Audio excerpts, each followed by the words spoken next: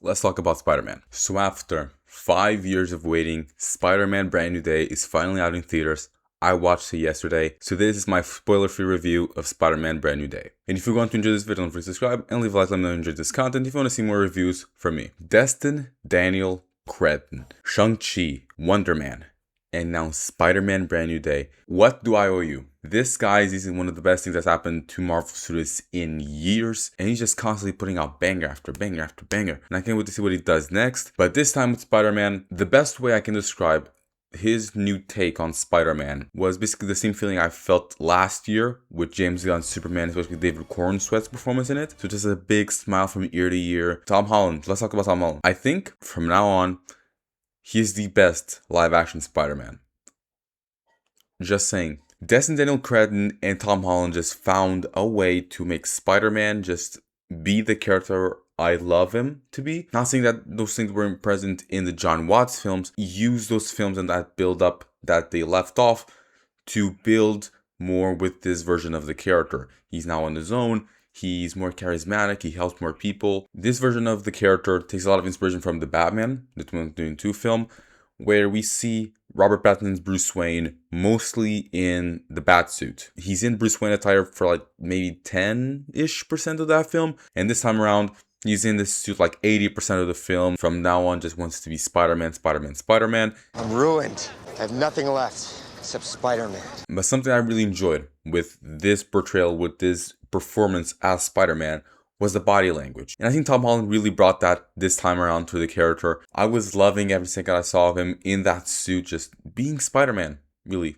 Just perfection. I also want to talk a little bit about the cast. I think the cast is really great here. You know, MJ, Ned, Sadie Sink, Frank Castle. But the big standout of the film was easily Sadie Sink. I'm not going to tell you guys who she's playing, even though it's kind of obvious. But she really stands out, especially in the second and third act. This is something that was said in the trailers, basically revealed in the trailers, is that she's basically the main antagonist of the film. Going into the film, I was really worried as to how they were going to, do that. But personally, it really worked for me. You can see how similar Sadie Sink and Spider-Man are in a way, how they're both feeling with one another, how they are in comparison to the world. The best thing about these separate storylines in the film is that they all intertwine very well together into Peter's story. Nothing really feels added on and without a purpose. You see Peter going to visit these characters to want more information, and everything fits into what happened to Peter's life in a way that's very great and very beautiful. And this is where I want to talk about Frank Castle, the Punisher in this film.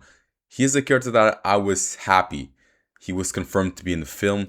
John Bernthal and Tom Holland are like best friends off camera. So I wanted to see out that banter, that comedy. And those were some of the highlights of the film. Just those two just bickering, just really, really great stuff. But even in this more comedic, lighthearted tone, you can still get a little bit more of that negativity that comes with Frank, his brutality. So I like that duality. The VFX are something that's normally very much discussed in Spider-Man films, from swinging scenes to action scenes, whatever. I thought they were really good. There were some moments where the green screen and some of the CG felt a little weightless and a little fake, where you could see sometimes it was a little bit noticeable. The weird thing is that most of the times it really didn't annoy me when it was those more interesting looking shots. This film has a more like homemade feel to it, which I really like. The way it's shot, the colors, the shots, of course, of him swinging and everything. Sometimes there's that one shot that looks off, but it really didn't take me out of the movie. This film is very emotional. This is easily the most emotional Tom Holland Spider-Man film that there is. You have the story of Peter trying to protect Ned and MJ without telling them who he is and all of that. Peter going through his mutation and just feeling overall depressed. And the best thing that this movie does in comparison to other comic book projects that we've had in recent years is that it lets those emotional moments breathe. It doesn't overcut them with a joke. It lets the characters that are in the scene talk to one another, figure things out. And what are some really rich and powerful moments in this film? All throughout the 3 acts, there's moments like this where it's just two characters in the screen talking to one another. Just great stuff. Destin Daniel Cretton was great with the emotion in Shang-Chi and Wonder Man. And he just brought his A game to this film, and it shows. It's a very emotional film. But that's not to say that there's no humor, because there's obviously humor in a Spider-Man film. There's a lot of great jokes from Punisher, from Ned, from Spider-Man, which is awesome. He's quipping and everything, especially that pool scene.